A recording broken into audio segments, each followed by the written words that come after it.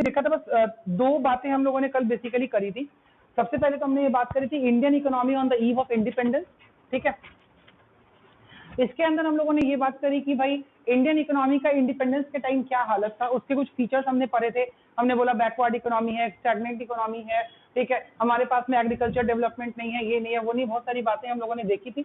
इसके अंदर हम लोगों को आज जो नेक्स्ट पॉइंट देखना है, जो फीचर्स देखने हैं, उस सेक्टर में हम लोगों को देखना है कि वो एक सेमी फ्यूडल इकोनॉमी थी। सेमी फ्यूडल इकोनॉमी, ठीक है, क्या होता है सेमी फ्यूडल इकोनॉमी के बारे में वो हम लोगों को देखना है, समझना है, ठीक है। क्योंकि एक टॉपिक नया है, इसलिए मैंने कल की क्लास में इसको छोड़ दिया था, आज की क्लास में स्टार्ट करते हैं, ठीक है। तो अगर आपके पास बुक है तो आप बुक निकाल सकते हैं, नहीं है तो मैंने व्हाट्सएप पे आपको ये वाला बुक का पीडीएफ भेजा हुआ है, आप चेक कर सकते हैं। भेजा हुआ है ना ये वाला पीडीएफ? हाँ, ये वाला पीडीएफ आपको व्हाट्सएप पे भेजा हुआ है, आप चाहें तो व्हाट्सएप से उसको देख सकते हैं निकाल के, या नहीं तो यहाँ तो डिस्प्ले हो ही रहा है। आइए, on the eve of independence Indian economy was neither feudal nor capitalistic economy, it was a mixed economy और semi feudal economy.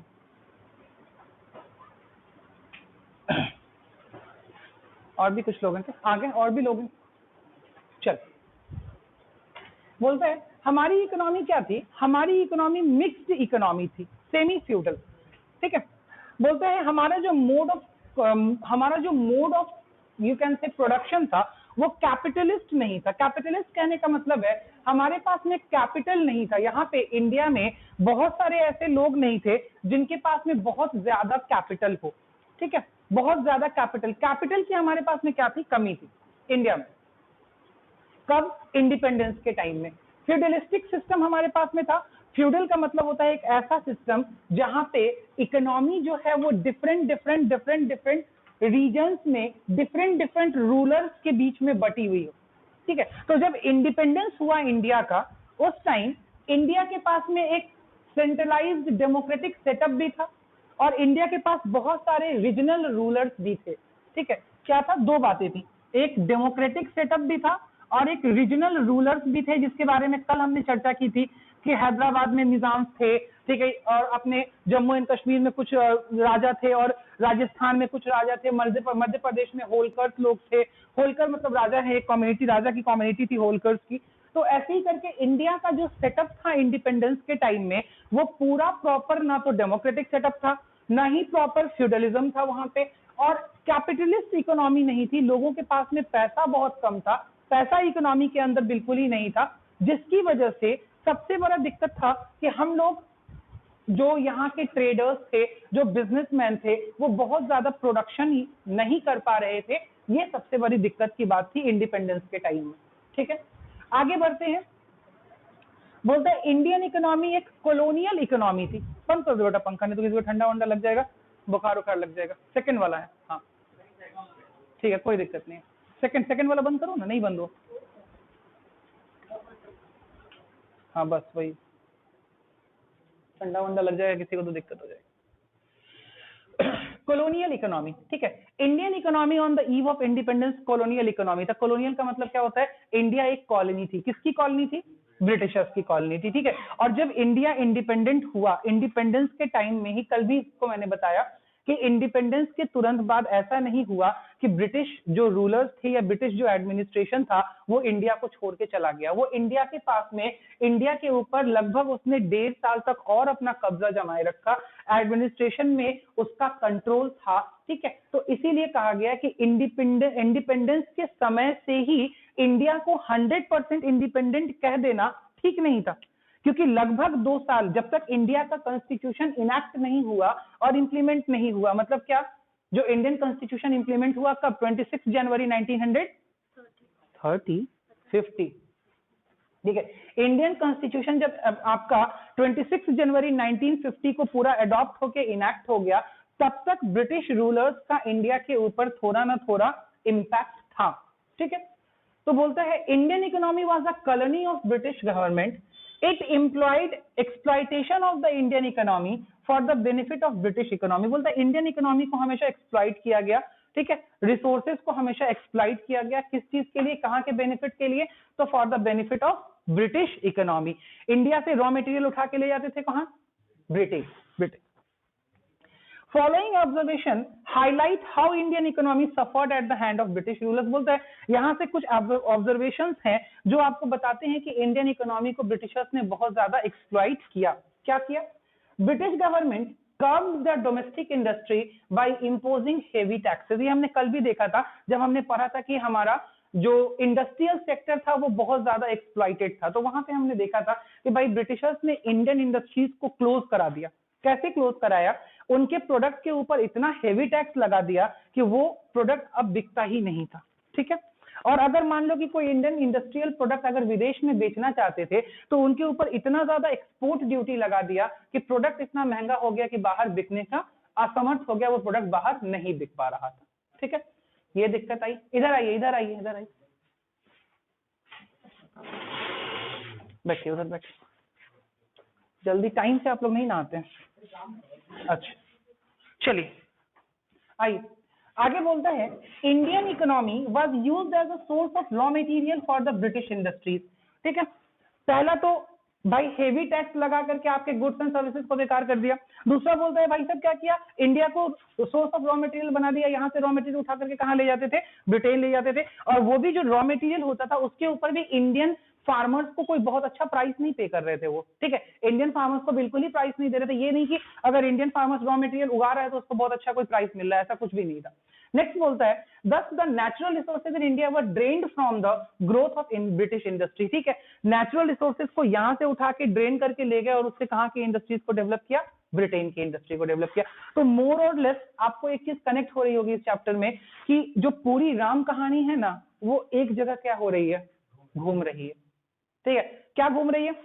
Raw material यहां से उठा के ले जाना, ठीक है, ब्रिटेन लेके चले जाना, यहाँ की इंडस्ट्री, यहाँ के पीजेंट्स, यहाँ के एग्रीकल्चरिस्ट को तबाह करना, ब्रिटेन में सामान बनाना, ब्रिटेन के सामान को बना करके वापस से कहां ले आना? इंडिया ले आना, हायर प्राइसेस पे इंडिया में ला करके क्या कर देना? बेच देना। पूरी कहानी इसी के इर्द गिर्द क्या कर रही है? घूम रही। ठीक है, I atrocities were committed on the Indian artisans. ठीक है, atrocities were committed on the Indian artisans so as to force them to close their cottage industries. कहने का मतलब है कि इंडियन आर्टिजन्स को इस तरीके से परेशान किया गया कि वो फोर्स होकर, उनको ऐसे फोर्स किया गया कि वो अपनी इंडस्ट्रीज को क्या कर दें? बंद कर दें। और मुश्किल क्या हो रहा था कि इंडस्ट्रियल प्रोडक्ट से हैंडमेड प्रोडक्ट का कंपटीशन कभी हो ही नहीं सकता। ठीक है, इंडियन पीपल के पास में कोई भी इंडस्ट्री नहीं थी, इनके पास में कोई कैपिटल नहीं था, ये सब कुछ डिपेंड थे किस चीज के ऊपर? हाथ के ऊपर, हैंडमेड। और हैंडमेड चीजें कभी भी कैपिटल इंडस्ट्री के निकले हुए गुड्स के ना तो क्वालिटी को कंपेयर कर सकती हैं, ना टेक्नोलॉजी को कंपेयर कर सकती हैं, और ना उनमें बनने वाला जो कॉस्ट लगता है उस कॉस्ट को कंपेयर कर सकती हैं। बिकॉज जब आप कैपिटल गुड्स, कैपिटल इंडस्ट्री में कोई प्रोडक्ट बनाते हैं, कभी मशीन से प्रोडक्ट बनाते हैं, तो आपका पर आवर आउटपुट क्या होता है? ज्यादा होता है। तो पर यूनिट कॉस्ट आपकी क्या हो जाती है? कम हो जाती है। तो आप बेच भी क्या सकते हैं? कम दामों पे। लेकिन जब कोई आर्टिस्ट हाथ से कोई सामान बनाता है, हैंडमेड प्रोडक्ट, अच्छा आज के दिन भी आप देखते होंगे हैंडीक्राफ्ट का दाम ज्यादा क्यों होता है? हाथ से बना हुआ कोई चीज है, जैसे कि स्पेशली टेक्सटाइल में बोलता है कि इसमें हाथ की बिनाई है, ठीक है, और दाम क्या हो जाता है? ज्यादा। क्यों? बिकॉज उसमें टाइम ज्यादा लगता है, मेहनत ज्यादा लगती है, और क्या होता है? और उसमें ना जो लेबर कॉस्ट होता है, वो लेबर कॉस्ट क्या होता है? ज्यादा होता है। दैट्स व्हाई वो प्रोडक्ट क्या हो जाता है? महंगा। तो वही बात थी कि उस टाइम भाई इंडिया के पास में तो हैंडमेड प्रोडक्ट था, और हैंडमेड प्रोडक्ट होने की वजह से यहाँ पे क्या दिक्कत आ रही थी कि महंगाई, उस प्रोडक्ट का कीमत ज्यादा होता था जो कि हमारे ब्रिटेन के गुड्स के साथ में कंपेयर नहीं हो पा रहा था। इसलिए धीरे धीरे इंडियन आर्टिजन्स और हैंडीक्राफ्ट का क्या हो गया? डिस्ट्रक्शन हो गया। यहां तक कोई परेशानी?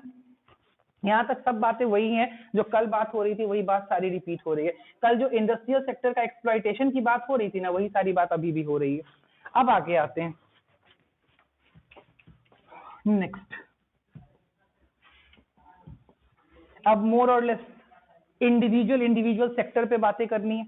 कल कितने सेक्टर पे बातें हम लोगों ने देखी थी? पहले एग्रीकल्चर पे बात करेंगे, फिर इंडस्ट्री पे बात करेंगे, फिर फॉरेन ट्रेड पे बात करेंगे, फिर इंफ्रास्ट्रक्चर पे बात करेंगे, डेमोग्राफिक प्रोफाइल पे बात करेंगे, ऑक्यूपेशन पे बात करेंगे। ठीक है, तो इतनी बातों में सबसे पहली बात अभी कौन सी स्टार्ट होने जा रही है? एग्रीकल्चर। ठीक, अरे उसको रिकॉर्ड कर लो, हो रहा है? ठीक। एग्रीकल्चर बोलता है इंडिया का जब इंडिपेंडेंस हुआ उस टाइम इंडिया में एग्रीकल्चर की क्या हालत थी? अगर ये क्वेश्चन आ गया, आप कुछ नहीं पढ़े हुए हैं, क्या आप एक पेज नहीं लिख सकते हैं? हाँ लिख सकते हैं। इंडिया के बच्चों में इसका इनबॉर्न टैलेंट है, ठीक है। क्या क्या लिखेंगे रौनक, अगर मान लो ये क्वेश्चन आ गया तो?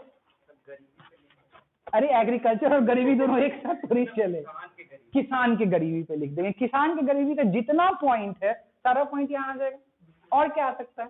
फर्स्ट प्रोडक्शन के लिए आ सकते हैं, मतलब पहले मतलब कि प्रोडक्शन कम से रिलेटेड जितने फैक्टर्स होंगे, सारा टेक्नोलॉजी कम से रिलेटेड जितने, ग्रीन व्हाइट भी लिख दोगे? अच्छा व्हाइट भी लिख देगा, अगला व्हाइट भी लिख देगा। चलो ग्रीन व्हाइट येलो ब्लू सब रिवॉल्यूशन लिख देना। हाँ व्हाइट भी लिख सकता है यार, डेयरी प्रोडक्ट भी तो एग्रीकल्चर से ही रिलेटेड है ना, एग्रो बेस्ड इंडस्ट्री तो है, ठीक है। अगला ठीक बोला, मैं मजाक उड़ा दिया उसका, ठीक है। आप ग्रीन भी लिख सकते हैं, व्हाइट भी लिख सकते हैं। व्हाइट रिवॉल्यूशन किस चीज से रिलेटेड था? डेयरी प्रोडक्ट से, ठीक है, मिल्क से, ठीक है। और अच्छा व्हाइट रिवॉल्यूशन का रिजल्ट क्या था? व्हाइट रिवॉल्यूशन की वजह से कौन सा एक इंडिया में बहुत प्रोमिनेंट चीज आई? Amul, Sudha dairy, Amul was the result of milk revolution, ठीक है। मदर डेयरी तो बाद में है, मदर डेयरी तो बहुत बाद में, अभी नहीं जलना है। दिल्ली के एरिया में, दिल्ली और साउथ, यहाँ आ गया क्या मदर डेयरी? अच्छा ठीक, चल यहाँ पे एक गावा डेयरी भी सुने हैं, ठीक है। हाँ ऑसम, अच्छा एक पहलवान डेयरी भी सुने हम। चलो आशीर्वाद का दूध आने लगा, उसका तो आटा ही इतना महाबकवास होता है, कोई बात नहीं। आइए बिल्कुल कमीन है, 3.5 की जगह 3.50। आइए आइए इधर आइए ना भाई। हाँ कमीन, आप तो अंदर घुसने के बाद मैं कमीन पूछता हूँ। कहाँ रह गया मास्टर साहब? हाँ दुकान पे पढ़ा रहे हैं। आइए चलिए, तो पहला point low production and productivity, ठीक है। जब भैया ब्रिटिशर्स इंडिया को छोड़ के गए 1947 में, इंडिया में एग्रीकल्चर में क्या था? लो प्रोडक्शन था, प्रोडक्टिविटी बिल्कुल कम थी। डेटा आप देंगे क्या? नहीं नहीं, ठीक है। मेरी बात ध्यान से सुनिएगा, बिल्कुल कान खोल के सुनिएगा।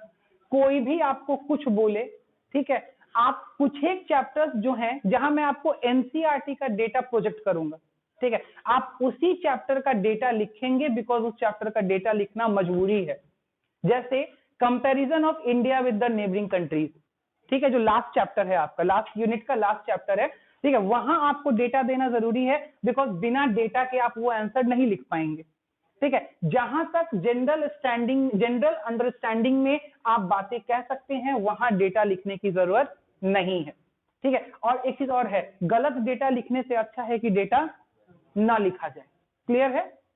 बात समझ में आ रही है? ठीक है। आइए, तो लो प्रोडक्शन एंड प्रोडक्टिविटी, बात समझ में आ रही है? लो प्रोडक्शन मतलब कि हमारा जो पर हेक्टेयर आउटपुट था, वो आउटपुट क्या था? कम था, ठीक है। कम क्यों था? इसका रीजन आप लिख सकते हैं, क्योंकि इसका रीजन आप जानते हैं। वहां पे हमारे पास में प्रॉपर एग्रीकल्चर इंफ्रास्ट्रक्चर नहीं था, ठीक है, इरिगेशन फैसिलिटी नहीं थी। हमारे पास जितने भी फार्मर्स थे, सारे फार्मर्स किस चीज के ऊपर मतलब ये करते थे, रेनफॉल के ऊपर रिलाई करते थे कि हमारा एग्रीकल्चर एक्टिविटी चलेगा। इसी वजह से हमारी प्रोडक्टिविटी क्या थी?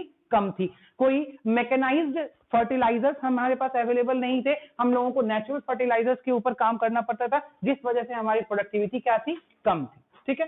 देखिए, production refers to the total output while productivity refers to the output per hectare of land। हाँ ये चीज समझ लीजिए कि प्रोडक्शन और प्रोडक्टिविटी में क्या डिफरेंस है, ठीक है।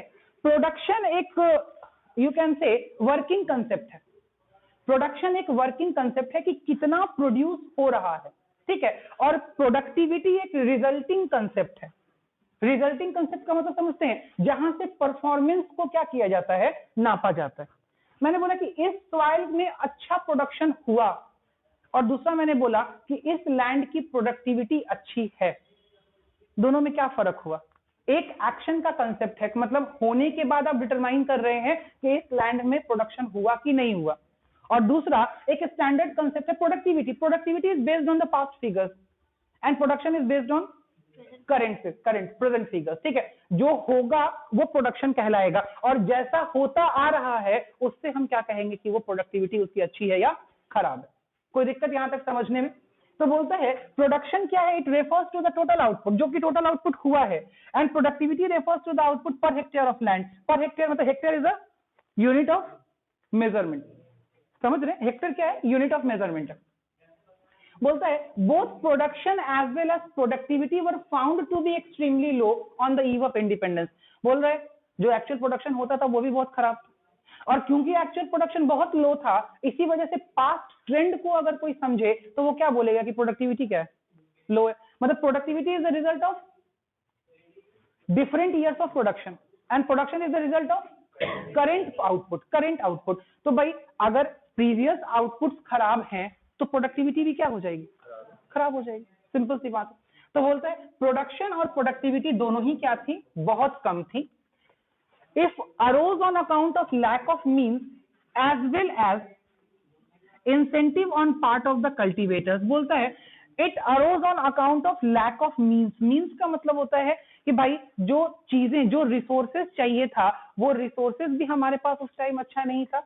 और दूसरा बोलता है इंसेंटिव ऑन द कल्टीवेशन, मतलब जो लोग कल्टीवेटर थे, जो फार्मर्स थे, उनको भी इतना प्रॉफिट नहीं मिलता था कि भाई वो दिमाग लगाएं कि हम प्रोडक्शन करें या प्रोडक्टिविटी बढ़ाएं। और एक रीजन ये भी था कि फार्मर्स के पास में कैपिटल रिसोर्सेज भी जो था वो क्या था, बहुत कम था। ठीक है, ये एक टेबल है, जो टेबल कुछ डेटा बता रहा है कि प्रोडक्शन और प्रोडक्टिविटी किस चीज की, वीट की और राइस की एक कंपैरिजन उन्होंने किया है कि 1947 में क्या थी, 2018-19 में क्या है। ठीक है, तो ये प्रोडक्टिविटी कंपैरिजन हम लोग बहुत हद तक सिर्फ पढ़ने के लिए देख सकते हैं, ये आपके आंसर का पार्ट बनेगा, इस पे मुझे हाईली डाउट है। ठीक है, कि कोई भी बच्चा एक एक चीज का फिगर इतना याद कर पाए, इज वेरी अनकॉमन थिंग। ठीक है, ये नहीं हो पाएगा। मी एज अ टीचर मुझे ये बात नहीं कहनी चाहिए है, लेकिन ये आपका आंसर का पार्ट नहीं बन पाएगा, ये मुझे भी पता है। ठीक है, क्यों, क्योंकि आप ये फिगर याद करना इतना आसान नहीं। चलिए तभी भी हम लोग एक बार देख लेते हैं। बोलता है वीट की प्रोडक्टिविटी 1947 में 660 केजी पर हेक्टेयर थी, जो अब बढ़ करके कितनी हो गई है, 3408 केजी पर हेक्टेयर। ठीक है, मतलब कि क्या हुआ है, with the advancement in the agriculture अब हमारी प्रोडक्टिविटी और प्रोडक्शन क्या हो गया है, इंक्रीज किया है। क्लियर है, जिसका प्रोडक्टिविटी ज्यादा होगा उसका प्रोडक्शन भी ज्यादा होगा, ऑब्वियस सी बात। ठीक, अब इसका तो हम कुछ कह नहीं सकते हैं बाबू। ठीक, इन केजी पर हेक्टेयर वीट का ज्यादा है, प्रोडक्शन कम कैसे? अब देखो इन लाख टन है ना, तो इसमें बाबू ये भी तो मैटर करता है ना कि कितना लैंड यूज हुआ। ठीक है, कितने लोगों ने प्रोडक्शन किया उस पार्टिकुलर साल में। ठीक है, जैसे कि प्रोडक्टिविटी तो अलग चीज हो गई ना, प्रोडक्टिविटी तो हो गई क्षमता कि what is the capacity of land to produce in, if you are producing a hectare, ठीक है, if you are using a hectare of land, ठीक है, that is the productivity level कि वो उतना प्रोड्यूस कर सकता है। ठीक है, अब भाई उस पार्टिकुलर साल में क्या किया हमने, कितना प्रोडक्शन किया, दैट डिपेंड्स कि आपने कितना यूज किया। ठीक है, और ये भी तो है ना, एक बात और ये भी तो देखो ना कि यहाँ ये चीज केजी में लिखी हुई है और यहाँ किस चीज में लिखा हुआ है, टन में लिखा हुआ है। बिल्कुल, वो तो पैटर्न ऑफ लैंड यूज के हिसाब से बनेगा ना, कि पैटर्न ऑफ लैंड में आपने कितना लैंड एट्रीब्यूट किया राइस के ऊपर और कितना लैंड एट्रीब्यूट किया आपने वीट के ऊपर, दैट डिपेंड्स ना। ठीक है, आई तो ये कंपैरिजन इसने करके बताया, और नीचे इसने वही लिखा कि भाई table 1 shows that the productivity of wheat was nearly 5.2 times lower in 1947 as compared to its level in 2018-19। ये कंपेटिबिलिटी फिगर्स में बता रहे हैं आपको। ठीक है, कि भाई अभी जो हमारे पास में प्रोडक्टिविटी है वो 5.2 टाइम्स क्या था, उस टाइम कम था। ठीक है, तो ये नॉर्मल सी बात है। इस टेबल को अगर हम लोग नीचे क्या किया गया है, इसमें बस कंक्लूड किया है और कुछ नहीं किया है। ठीक है, तो हम अगर लिखेंगे, अगर मान लो कि इस पॉइंट को हमें लिखना पड़ा तो हम सिर्फ क्या लिखेंगे, heading low productivity and production, समझाएंगे कि प्रोडक्टिविटी और प्रोडक्शन क्या होता है, और लिख के चले आएंगे as in the day of present comparison the productivity and production in India was very low. ठीक है, और आप चाहें तो उसमें रीजंस डाल सकते हैं, that will form your answer का पॉइंट। क्लियर है, सबको समझ में आ रहा है? चलिए आगे देखते हैं। नेक्स्ट सेकेंड पार्ट बोलता है huge degree of uncertainty. Uncertainty किस चीज से रिलेटेड है? अनसर्टेनिटी रिलेटेड है कि आपके पास में आर्टिफिशियल इरिगेशन सिस्टम नहीं था, सिंपल सी बात। आज के दिन अगर बारिश ना हो तो हम लोग ग्राउंड वाटर से इरिगेशन फैसिलिटी कर सकते हैं, इरिगेशन कर सकते हैं, लेकिन उस टाइम हमारे पास ये मैकेनाइज्ड सिस्टम नहीं था, ठीक है, इतना मेरे पास में फैसिलिटी नहीं थी, पंपिंग सेट्स नहीं थे, ये सारी चीजें नहीं थी कि हम लोग आर्टिफिशियल वाटर से इरिगेशन कर सके। दैट्स व्हाई अनसर्टेनिटी थी। अगर सीजनल रेनफॉल होगा तो प्रोडक्शन होगा, अगर सीजनल रेनफॉल नहीं होगा तो प्रोडक्शन करना मुश्किल। ठीक है, देखिए agriculture showed a high degree of uncertainty in terms of farm output because it was excessively dependent upon rainfall. Good rainfall imply करता है कि प्रोडक्शन बढ़िया होगा, अगर रेनफॉल सही नहीं हुआ तो प्रोडक्शन आपका क्या हो जाएगा, खराब हो जाएगा। कोई दिक्कत इस पॉइंट को समझने, आगे बढ़िए। नेक्स्ट बोलता है डोमिनेंस ऑफ सबसिस्टेंस फार्मिंग। इस पॉइंट में अगर आप सबसिस्टेंस फार्मिंग को जानते हैं तो आप पॉइंट लिख सकते हैं। क्या होता है सबसिस्टेंस फार्मिंग? सबसिस्टेंस का मतलब होता है बस अपनी नीड को पूरा करने लायक हम अगर काम कर लेते हैं, दैट इज कॉल्ड सबसिस्टेंस। ठीक है, तो अभी हम लोगों के पास इंडिया में कौन सी फार्मिंग होती है? हमारे पास में कौन सी फार्मिंग होती है? कमर्शियल फार्मिंग होती है। कमर्शियल फार्मिंग का मतलब क्या होता है? मतलब हम इतना आउटपुट प्रोड्यूस करने का ऑब्जेक्टिव रखते हैं कि भाई उससे हम खुद भी अपनी जरूरत पूरी कर लें और प्लस उसको मार्केट में बेच के कुछ क्या कर लें, कुछ पैसा भी कमा लें। ठीक है, लेकिन that time during the time of independence हमारा डोमिनेंस था सबसिस्टेंस फार्मिंग का, और ये भी कनेक्टेड पॉइंट है पहले वाले पॉइंट से कि लो प्रोडक्शन और प्रोडक्टिविटी के वजह से हमारे पास इतना ही आउटपुट हो पाता था जो सबसिस्टेंस के लिए ही पूरा नहीं पड़ता था। ठीक है, तो डोमिनेंस था किस चीज का? सबसिस्टेंस फार्मिंग का। देखिए बोलते हैं farming was taken mostly as a means of subsistence. मतलब कॉमर्शियल फार्मिंग में तो हम लोग जाते ही नहीं थे क्योंकि हमारे पास मींस ही नहीं था, तो हम पहले ये सोचते थे कि भैया अपना पहले पेट भर ले, ठीक है, कि एटलीस्ट इतना हम लोग आउटपुट मतलब कि कर लें एग्रीकल्चर से कि अनाज खरीद के ना खाना पड़े। ठीक है, अगर माइंड में आपके ये है, इसका मतलब फार्मर के माइंड को क्या डोमिनेट कर रहा है? सबसिस्टेंस। ठीक है, तो वो सबसिस्टेंस से आगे की सोच नहीं पा रहा है। क्यों नहीं सोच पा रहा है? बिकॉज उसके पास कैपिटल क्या है? कम है। आउटपुट क्या है? कम है। उसके पास में जो वेराइड इंफ्रास्ट्रक्चर और फैसिलिटीज क्या है, उसको लाने का पैसा नहीं है। क्लियर? बात समझ में आ रही? आई बोलता है subsistence farming is a form of farming in which the crops are produced to provide for the basic needs of the family. ठीक है, आप इसको सिंपल भाषा में भी लिख सकते हैं, the farming where the output is just sufficient to feed the family. कुछ भी आप लिख सकते हैं, इसमें लिखने में तो कोई दिक्कत नहीं है ना मेरे हिसाब से। ठीक है, तो सबसिस्टेंस फार्मिंग का मतलब ये हो गया कि आपके पास इतना सरप्लस नहीं होता था। उठ जाओ बाबू, अच्छा उठे, ठीक है, इतना सरप्लस नहीं होता था कि आप क्या कर सकें, उसको कॉमर्शियली आउटपुट करा पाए। ठीक है, कॉमर्शियली उसको आप क्या कर पाए, बेच पाए। ठीक है, there is a little surplus left for sale in the market, implying a lack of commercial outlook. Accordingly, backwardness prevailed and poverty dominated. ठीक है, तो भाई जब आपके पास बेचने को चीजें नहीं होंगी तो फिर नेक्स्ट साइकिल के लिए आपके पास पैसा नहीं होगा। इन दैट केस क्या होता था, इंडियन फार्मर्स पॉवर्टी लाइन के नीचे डोलते रहते थे। आइए नेक्स्ट पॉइंट बोलता है gulf between owners of the soil and tillers of the soil. owners of the soil का मतलब हो गया जो लोग लैंड के मालिक हैं, और टीलर्स ऑफ द सॉइल का मतलब हो गया जो पीजेंट्स हैं। पीजेंट्स का मतलब क्या हो गया? फार्मर्स, जिनकी अपनी जमीन नहीं है, वो दूसरों की जमीन पे क्या करते हैं? खेती करते थे। ठीक है, ये सब बात कब की हो रही है? ये सब बात हो रही है जब ब्रिटिशर्स इंडिया को छोड़ के जा रहे थे, मतलब 1947 की बात हो रही है। ठीक है, बोलते हैं agriculture during the British Raj was characterised by a gulf between owners of the land soil and the one on one hand and the tillers of the soil on the other. ठीक है, गल्फ का मतलब क्या होता है? Gulf का मतलब, gulf का मतलब तो खाड़ी होता है। ठीक है, खाड़ी, खाड़ी मतलब क्या हो गया? एक ऐसा गड्ढा, एक ऐसी जगह, ठीक है, हॉलोनेस इसको बोल सकते हैं। ठीक है, मतलब कि ओनर में और टिलर में, ठीक है, कोई वार्तालाप ही नहीं है। ठीक है, ओनर, ठीक है, ओनर और टिलर में कोई कम्युनिकेशन ही नहीं है। ओनर चाह रहा है कि हम टिलर को इतना से ज्यादा प्रेशराइज कर ले, इतना ज्यादा से ज्यादा उससे लगान ले लें, ठीक है, कि मतलब ना दोनों के बीच में कोई कम्युनिकेशन नहीं है। That is called as gulf. बोलता है while the owners shared the output they seldom shared the cost of production। मतलब क्या हुआ, मतलब जो जमींदार थे जिनके पास जमीन थी वो कहते थे कि हमको अनाज बांट के दो, ठीक है, आउटपुट हमको बांट के चाहिए, लेकिन जब टीलर्स, जब पीजेंट्स कहते थे कि भैया कॉस्ट ऑफ प्रोडक्शन का क्या, तो बोलते थे वो तुम जानो। मतलब फार्मिंग करने में अगर कोई कॉस्ट लग रहा है, क्या फार्मिंग करने में कॉस्ट लगता था, बिल्कुल लगेगा, ठीक है, तो जो भी कॉस्ट था वो किसके मत्थे था, पीजेंट्स के मत्थे, टीलर्स के मत्थे, ठीक है, जो अनाज उगा रहे थे। जमींदार को सिर्फ किस चीज से मतलब था, अनाज होगा, अनाज का हिस्सा या तो अनाज के रूप में या अनाज का हिस्सा पैसे के रूप में, हमको इसी से मतलब है। कॉस्ट किसके दिमाग पे जाएगा, कॉस्ट किसके सर पे जाएगा, टीलर्स, पीजेंट्स के सर पे।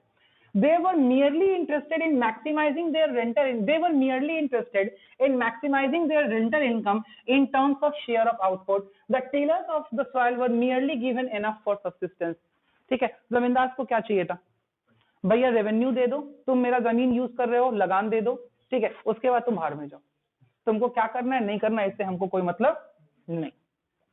आइए, अब ये इतने कॉमन पॉइंट्स हैं जिन पॉइंट्स को मुझे नहीं लगता है कि आपको याद करना पड़ेगा, आप इसको खुद से भी क्या कर सकते हैं, लिख सकते हैं। एटलीस्ट एग्रीकल्चर का पॉइंट अगर आप याद करते हैं, ठीक है, तो फिर दिक्कत है, ठीक, तो फिर तो पता नहीं आपको सारे पॉइंट्स ही याद करने पड़ेंगे। इन सब पॉइंट्स को हम मान के चलते हैं कि अगर इनसे कोई क्वेश्चन आएगा तो आप अपने से बना के लिख सकते हैं इन पॉइंट्स को, ठीक है।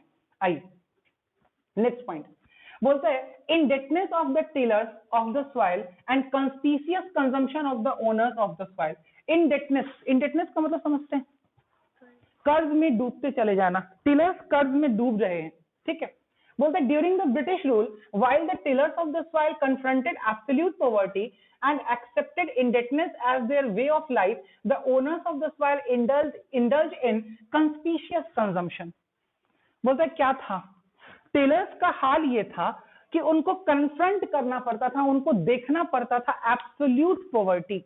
पॉवर्टी के आगे भी वर्ड लगा है एब्सोल्यूट, मतलब क्या, मतलब कि बहुत ही ज्यादा दयनीय स्थिति थी। पॉवर्टी में भी एब्सोल्यूट मतलब एकदम क्रंचिंग लेवल का पॉवर्टी, खाने खाने को मोहताज, ठीक है, दैट इज एब्सोल्यूट पॉवर्टी। और कन्फ्रंट कर रहे हैं, साल दर साल उनको उसी पॉवर्टी में जीना पड़ रहा है। और जब उनको उस पॉवर्टी में जीना पड़ रहा है तो भाई इंडेटनेस तो उनके वे ऑफ लाइफ, इंडेटनेस मतलब कर्ज लेके जीना उनकी जिंदगी का एक तरीका हो गया था जैसे कि, ठीक है, और कर्ज चुका नहीं पा रहे, फिर कर्ज, फिर चुका नहीं पा रहे, फिर कर्ज, that becomes the way of life of the peasants, ठीक है। And owners of the soil indulge in conspicuous consumption, ठीक है, ओनर्स ऑफ द सॉइल उन्हीं का उपजाया हुआ क्या किए जा रहे हैं, खाए जा रहे हैं, ठीक है। बोलता है the tillers of the soil viewed agriculture merely as a source of subsistence, कि भैया मालिक के दिए हुए जमीन पे कुछ उगा लेंगे तो कुछ खा लेंगे, वरना खाने खाने को मोहताज। ये किनका हाल था, टीलर्स का। The owners of the soil viewed it as a hereditary source of income without investment. बोलते जमींदारों का क्या था, उन्होंने बोला भाई एक बार अगर हमने अपनी जमीन दे दी किसी को जोतने के लिए तो हेरिडिटी इनकम बन गया, मतलब पुश्तों तक ये मेरे कमाई का क्या हो गया, साधन हो गया। ऊपर वालों के लिए पुश्तों तक ये गरीबी का साधन था और जमींदार के लिए पुश्तों पुश्तों को ये क्या करके दे रहा था, पैसा कमा के दे रहा था, ठीक है। आइए स्मॉल एंड फ्रेगमेंटेड होल्डिंग्स, ये भी एग्रीकल्चर का एक बहुत बड़ा फीचर था और बहुत बड़ी दिक्कत थी, जिसको बाद में ठीक किया गया लैंड डिस्ट्रीब्यूशन सिस्टम से, और इसको भी इंडिया में चकबंदी सिस्टम के नाम से जाना जाता है। चकबंदी सिस्टम, ठीक है, चकबंदी डिपार्टमेंट होता है हर स्टेट गवर्नमेंट में। क्या होता था, हम पहले आपको चकबंदी सिस्टम समझा दें तो आप ये वाली चीज समझ जाएंगे। मान लो कि ये एक गांव है और ये पैच ऑफ लैंड है,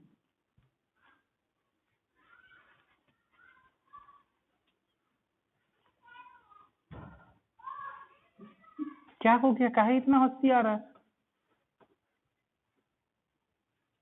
आजकल हम देख रहे हैं आप लोगों को हंसी बहुत ज्यादा आ रही है, किसी दिन मेरा मूड ठीक नहीं रहा ना, भला मनाइए कि आजकल मेरा मूड ठीक है, तो पता चला किसी का अगर हंसी उसी छुड़ाना होगा तो फिर दिक्कत हो जाएगा, जाते जाते आप लोग सुन जाइएगा।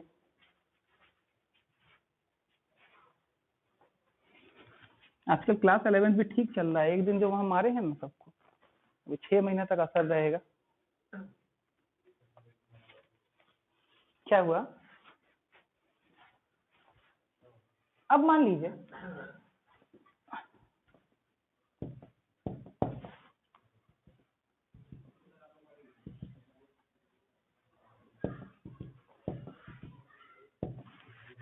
ठीक है, ये दो अलग अलग मैंने जो नोटेशंस किए हैं, ये दो अलग अलग लोगों की जमीनें हैं। इस पूरे गांव में मान लिया कि 2 लोगों के पास जमीन है, और 2 अलग अलग सिस्टम में मैंने ये किया। मान लो कि ये और ये भी, ठीक है।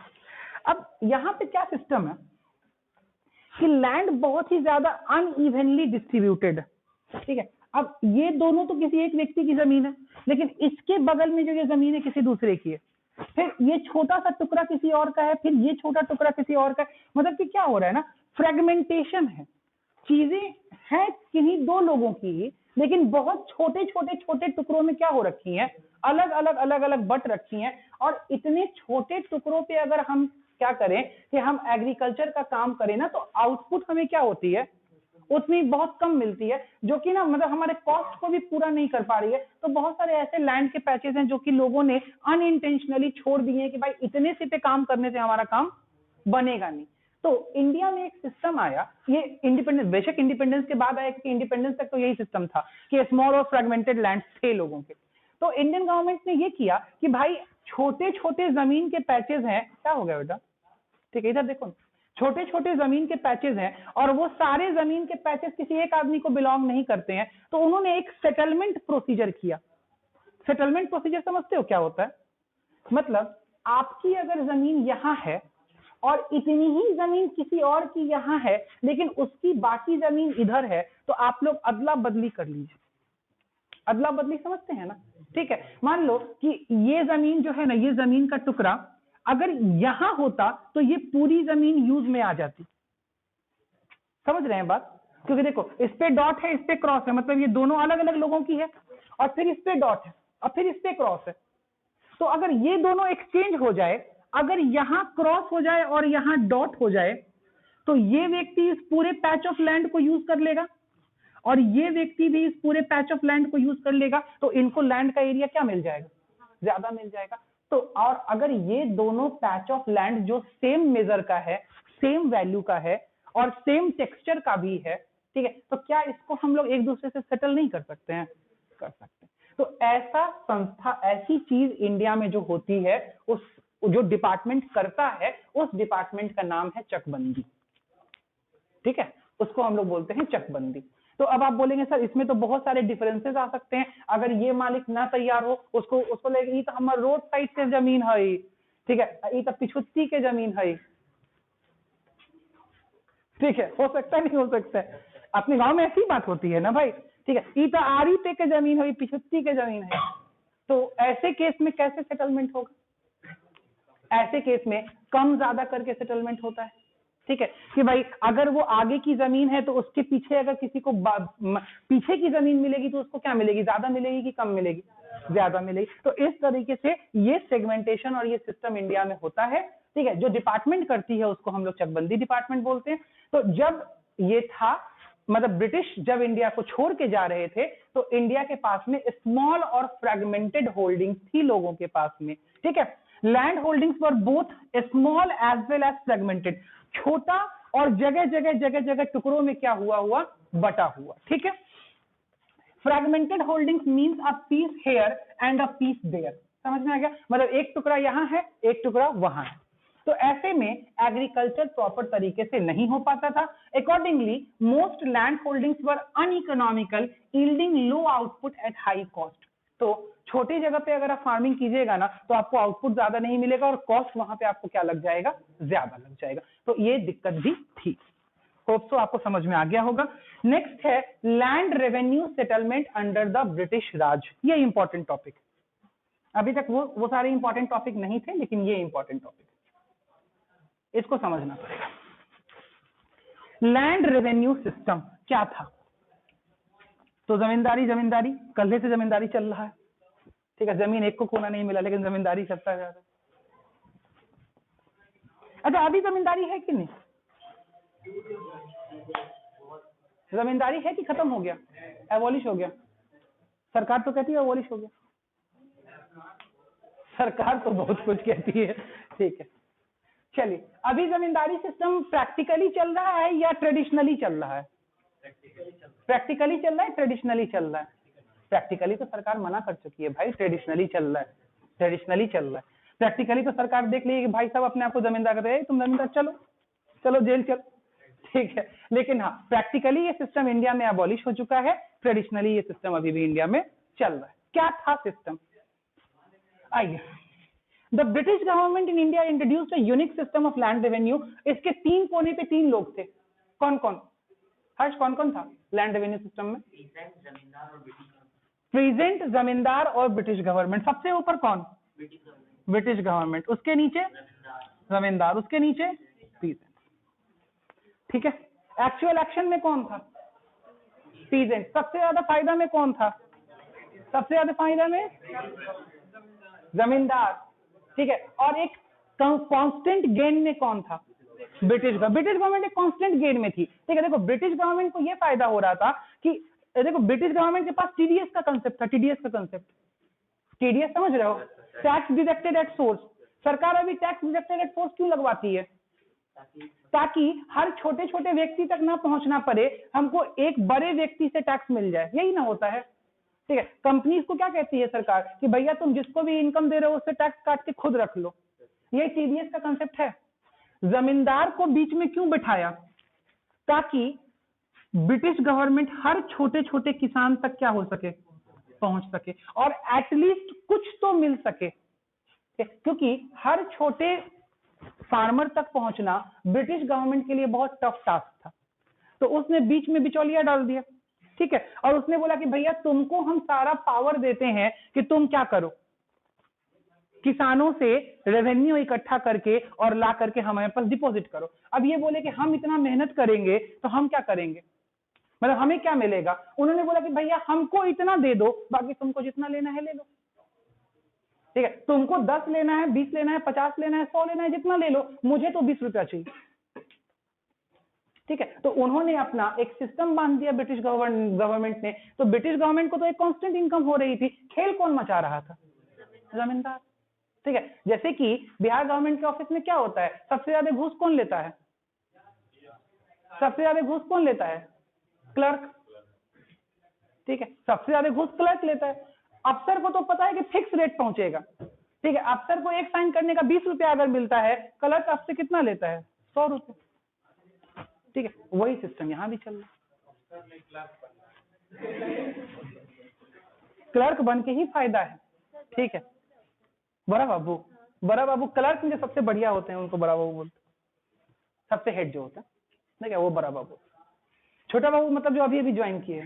ठीक है, हाँ ठीक है, सुनने में आता है, ये बोलचाल की भाषा है बड़ा बाबू। ठीक है, बड़ा बाबू का मतलब होता है कि वैसे पर्सन, ठीक है, जो क्लर्क में ही क्लर्क ही हैं और अब उनका एज और एक्सपीरियंस भी ज्यादा हो गया और वो क्लर्क की ही पोजीशन में सबसे टॉप पे, मतलब अगला प्रमोशन में बड़ा बाबू अफसर बन जाएंगे। बात समझ में? ये अगले प्रमोशन में बड़ा बाबू क्या बन जाएंगे? अफसर बन जाएंगे। अफसर समझते हो ना, ऑफिसर। ठीक है, तो वो होते हैं बड़ा बाबू। आई, और हमेशा बड़ा बाबू का मतलब कि वो थोड़ा सा एजेड आदमी होंगे। काहे? क्योंकि प्रमोशन होते होते वो छोटू क्लर्क से क्या बने होंगे? तो बड़ा बाबू। अब वो फिर क्या बन जाएगा?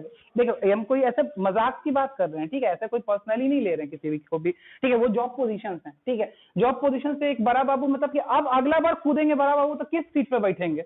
अफसर के सीट पे बैठेंगे आप। ठीक है, चलिए आगे बढ़ते। हाँ, अब बहुत सारे बड़ा बाबू एट द लास्ट टाइम में बड़ा बाबू पे रिटायर हो जाते हैं, क्योंकि अफसर बनने से पहले उनके रिटायरमेंट का एज आ जाता है। पैसा सबसे ज्यादा वही कमाते हैं, क्योंकि बड़ा बाबू के बिना कुछ नहीं हिलेगा। अफसर तो नया नया आता है, अफसर तो हमेशा चेंज होता रहता है। बड़ा बाबू जो होते हैं ना, बाय रिकॉर्ड हो रहा है क्या? ठीक है, बड़ा बाबू जो होते हैं, ठीक है, बड़ा बाबू समझ लो ना कि वो डॉक्टर के कंपाउंडर है। ठीक है, बड़ा babu is the compounder of doctor. मतलब जब तक नर्व कंपाउंडर नहीं छूता है, डॉक्टर साहब के कैबिन में भेजता है नहीं। सबसे बड़ा डॉक्टर कौन है? कंपाउंडर। कंपाउंडर से बड़ा, वो कह दिया कि आपको कैंसर है तो निकल जाएगा। ठीक है, क्योंकि कौन कहा है? कंपाउंडर, ठीक है। तो कंपाउंडर दो लोगों को जानता है, किसको किसको, बोलिए बिहारी बाबू। कंपाउंडर को दो लोगों का ज्ञान है, किसका किसका? एक तो उसको पूरे मंडी का ज्ञान है, ठीक है, क्योंकि वो बाहर बैठा हुआ है, वो किससे डील कर रहा है, वो अंदर डॉक्टर से भी डील कर रहा है, बाहर कस्टमर से भी डील कर रहा है, और तीसरा पैथोलॉजी वाले से भी डील कर रहा है, क्योंकि सबसे ज्यादा रेवेन्यू वहीं से आता है। आपको पता है मेडिकल फील्ड में सबसे ज्यादा रेवेन्यू कहां से आता है? पैथोलॉजी से जो कमीशन मिलता है, ठीक है। फलाना टेस्ट फलाने जगह से ही करवाइएगा तो वो सही होगा। अगर किसी दूसरे से करवा लिए तो डॉक्टर साहब नहीं देखेंगे, क्या कि वो टेस्ट नहीं समझ पा रहे हैं। तो इसीलिए बड़ा बाबू के साथ भी यही कंसेप्ट होता है कि अफसर इस पे साइन तभी करेगा जब बड़ा बाबू उसको पास करेंगे। बड़ा बाबू के पास करने, देखिए अफसर के पास जाता है ना पेपर, तो अफसर कुछ नहीं देखता, बड़ा बाबू का साइन देखता है, देखता है वो बड़ा बाबू साइन किए हुए हैं, इसका मतलब इस पर जो पैसा मिलने वाला है वो किसके पॉकेट में है? बाबू के पॉकेट में पहुंच चुका है। हाँ, अब इस पेपर के सिग्नेचर का जो हमको हिस्सा मिलना है वो कहां से मिलेगा? बड़ा बाबू आएंगे, ठीक है, धीरे से देके जाएंगे, ठीक है, तो उसको तुरंत साइन कर देगा, ठीक है। लेकिन अगर वो पेपर देखा कि बड़ा बाबू का साइन नहीं है, इसका मतलब कुछ घपला है, ठीक है, ये बड़ा बाबू के नजर से नहीं गुजरा है, मतलब इस पे अभी माल अभी नहीं बना है, तो उसको क्या कर देगा? इसको बड़ा बाबू से पूछ के साइन होगा, साइड कीजिए, इसको साइड कीजिए अभी, ठीक है। फिर बड़ा बाबू को बुलाया जाएगा, अरे बड़ा बाबू ये क्या है? तब बड़ा बाबू बोले अरे साहेब समझ रहे हैं, ठीक, मतलब कि इस पर पैसा मिलेगा ही नहीं, हमारे पोजीशन से भी क्या हो गया? ऊपर हो गया। जिससे बड़ा बाबू कमीशन नहीं ले पाए उससे कोई कमीशन नहीं ले पाएगा, ठीक है। ये हर जगह के सरकार का हाल है। चले हम लोग पढ़ाई की बात करें। आप देखिएगा जो बड़ा बाबू लोग होते हैं वो बड़ा एकदम ठस्सेदार होते हैं, ठीक है, आपको लगभग नहीं करेगा कि बड़ा बाबू, लगेगा कि आप उतरेंगे ना तो ज्यादा लोग सलाम करेगा, नमस्ते बाबू, ठीक है, क्योंकि सबको क्या पता है कि काम इन्हीं से होगा, चाहे साइन किसका होना है? ऑफिसर का, लेकिन साइन होगा किनके कहने पे? इन्हीं के कहने पे, ठीक है। डॉक्टर चाहे लाख आ जाए अंदर, जब तक कंपाउंडर नहीं बोलेगा जाइए तब तक आप चले जाइएगा अंदर, आई यहाँ आई, चलिए। तो लैंड रेवेन्यू सिस्टम में बड़ा बाबू कौन थे? जमींदार। आई तो आगे बोलता है the owner of the soil and the tiller of the soil. Owner हो गया भाई कौन? Zamindar. The zamindar were recognized as the permanent owner of the soil. अच्छा, ये ओनरशिप देता कौन था? क्या सारे के सारे लैंड का ओनर खुद जमींदार होता था या ब्रिटिशर्स उसको वो ओनरशिप दे देते थे? ब्रिटिशर्स देते थे, और इसको बोला जाता था किला अलॉट करना, किला अलॉट करना, किला, ठीक है। पहले जो बहुत ज्यादा जमीन का एरिया होता था उसको किला बोला जाता था। अगर किसी को पता हो, कोई अगर ऐसे जमींदार फैमिली से बिलोंग करता होगा तो उसको आइडिया होगा कि किला बोला जाता था, ठीक है। आगे, the zamindars were recognized as the permanent owners of the soil. The zamindars were to pay a fixed sum to the government. यहां पे ये देख लीजिए, ऐसा नहीं है कि देखो ब्रिटिशर्स जो थे ना वो डायरेक्टली पीजेंट्स को नहीं आकर के बोलते थे कि भैया हमको इतना लगान चाहिए, ठीक है। उन्होंने तो एक रेट फिक्स कर दिया था, किसके साथ? जमींदार के साथ। तो प्रेशराइज कौन करता था? जमींदार। बोलता है the zamindars were free to extract as much from the tillers of the soil as they could. तो मेन कल्पिट कौन है इस पूरे सिस्टम में? ठीक, ब्रिटिशर्स तो है ही है, क्योंकि संरक्षण किसका था? ब्रिटिशर्स का। लेकिन एक्चुअली पैसा कौन एक्सप्लॉइट कर रहा था? पैसा एक्सप्लॉइट कर रहा था जमींदार। कोई दिक्कत यहां तक समझ नहीं। बोलता है the implication of the land revenue system. इसका प्रभाव क्या पड़ रहा था? बहुत अलार्मिंग थे, लोग अंदर ही अंदर घुट रहे थे, ठीक है, बहुत अलार्मिंग सिचुएशन था। बोलता है इम्प्लीकेशंस क्या था? It led to unlimited exploitation of the tillers of the soil by the zamindar. जब जितना लगान मन किया तब उतना लगान, क्योंकि कोई फिक्स ही नहीं था, ठीक है। जिसको जितना मन किया उसको उस जमींदार ने अपने विलेज में उतना लगान लगा दिया कि भैया आपको देना पड़ेगा, ठीक है। आगे, rate of the land revenue were frequently raised by the zamindars which led to frequent eviction of the tillers of the soil। बोलता है कि रेट क्या कर दिया जाता था? कोई फिक्स्ड रेट नहीं था। इस साल इस सीजन में कुछ और रेट, अगले सीजन में कुछ और रेट। मान लिया आउटपुट बहुत ज्यादा हुआ है तो भैया रेट क्या कर दिया? बढ़ा दिया, ठीक है। Tillers were reduced to the status of landless labourer, ये इंपॉर्टेंट है। और अगर मान लिया किसी के पास जमीन होती भी थी ना, तो धीरे धीरे कर्ज के चक्कर में उनकी सारी जमीन किसको लिख दी जाती थी? जमींदार को। और वो क्या रह जाते थे, वो उनका स्टेटस ये हो जाता था कि भैया कर्जा चुकाना है तो तुमको वहां पे खेत में क्या करना पड़ेगा? मजदूरी करनी पड़ेगी। और मजदूरी का जो तुमको मेहनताना मिलेगा उसको हम कर्जे के ब्याज के रूप में तुमसे क्या कर लेंगे? काट लेंगे। और तुमको बस इतना ही देंगे जितना तुम्हारे रोटी कपड़ा मकान के लिए जरूरी है। ठीक है। और ये भी चलता था क्या, ये भी ऐसा ट्रेडिशन चलता था कि परिवार का आने वाला जनरेशन भी फिर क्या हो जाता था? Landless labourer. और क्या ये ब्रिटिश सिस्टम के जाने के बाद खत्म हो गया था क्या? नहीं भाई, 1980 तक चला है ये सिस्टम इंडिया में। सरकार इसको ध्वस्त नहीं कर पाई कभी भी। आगे बोलता है, as landless labourers the tillers merely got subsistence wage in kind. ठीक है, और वो भी देखो ना, इन कैश नहीं है, इन काइंड लिखा है। अब इमेजिन कर लो, मतलब तुमने उन्हीं की जमीन पर अनाज उगाया, उसी में से कुछ अनाज उन्होंने तुम्हें क्या कर दिया? दे दिया। पैसा भी नहीं, क्या? अनाज। ठीक है, अब भैया अनाज से तुमको खाना खाना है तो खा लो, अगर उसको बेच के कुछ पैसा इकट्ठा करना चाहते हो तो बेच लो। और वापस खरीदेगा भी कौन? जमींदार। बात समझ रहे हो? तो ना वो चारों तरफ से उनको क्या कर दिया? घेर दिया, कोई उपाय ही नहीं है। आगे बोलता है, backwardness of the tillers mean that they had no means and little interest in improving agriculture. और भैया जमींदार के इस हालत को देख करके जो टिलर्स थे उनको भी था क्या जाता बाहर में जाए। ठीक है, बस भैया जो जमींदार कह रहा है उतना कर दो, जो मिल रहा है खा लो, हो गया बात खत्म। उससे ज्यादा उनको इंप्रूव करने से कोई फायदा भी तो नहीं था ना, कि अगर वो एग्रीकल्चर का स्टेटस इंप्रूव भी करते, आउटपुट अगर बढ़ाते भी, तो फिर बढ़ा के लगान कौन ले लेता? जमींदार। ठीक है, तो the zamindars on the other hand led a lavish lifestyle and spent all their revenue income on luxuries of life. Improvement of agriculture was totally neglected. ठीक है, और जमींदार क्या करते थे? तो जमींदार भाई उनको फ्री का पैसा मिल रहा है, वो लैविश लाइफ जी रहे थे। ठीक है, आइए आगे बोलता है, क्या हो गया? कहाँ टाइम हुआ? अभी 4:26 हुआ।